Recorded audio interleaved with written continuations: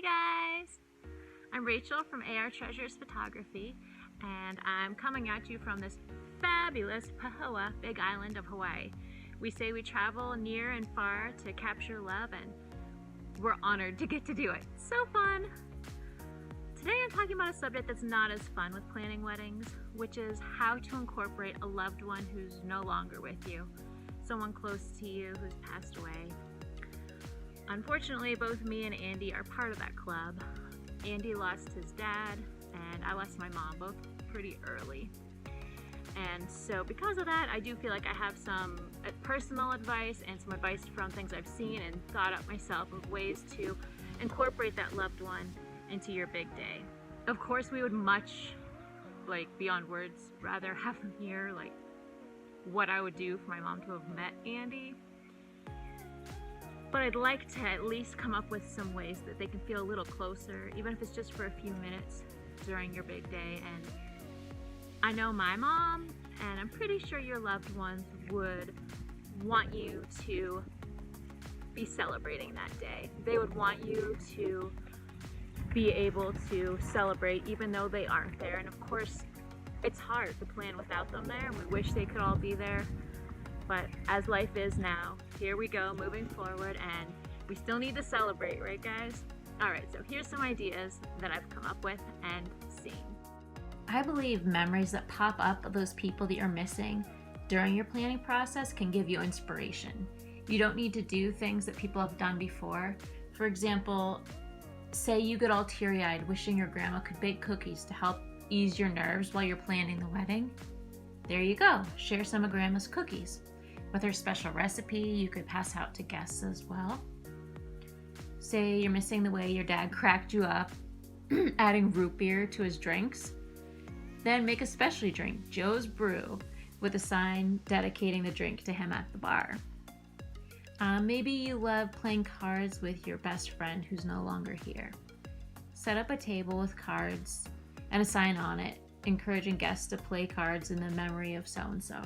Even if no one ends up playing cards, you can look over and know they were included in your day. And here's some more specific, more general ideas that I've seen. A monogram over the groom's chest in honor of his loved one. Talk about taking close to the heart, literally. It was a really beautiful gesture I saw at a recent wedding.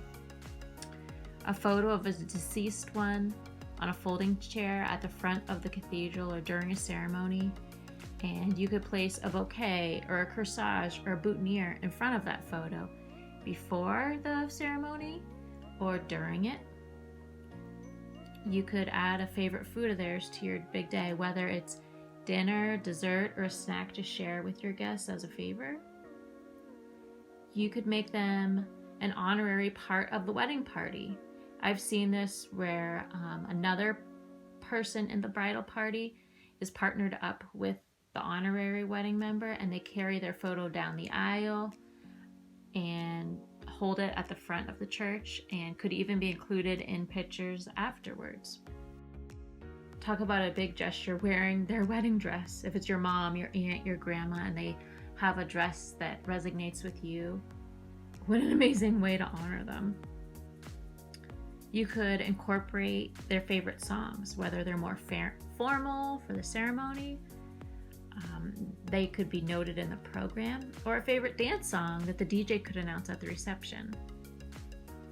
I've also seen many people do shots at the reception in remembrance, with either the DJ making an announcement for all who want to gather for a toast, or just a few words shared by a small group of people that it would mean the most to. You could even select a wedding venue that was close to the loved one's heart. Grandma's farmhouse or your sister's favorite beach could be very special to feel closer to that person. For the bride who lost her dad, obviously the walk down the aisle is a very difficult moment.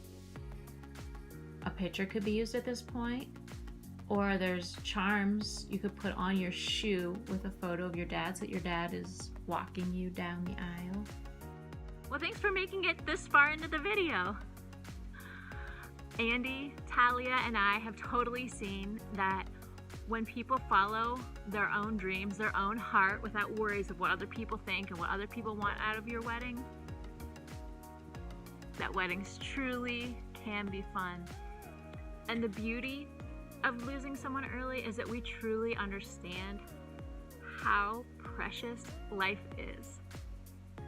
So we wish you guys a beautiful wedding day. If there's any way, here's one of the puppies I'm babysitting here. If there's any way that I can help you brainstorm for your wedding, especially with incorporating someone who can't be there, let me know. Message me, email us, and I'd be happy to do that. Bye, guys.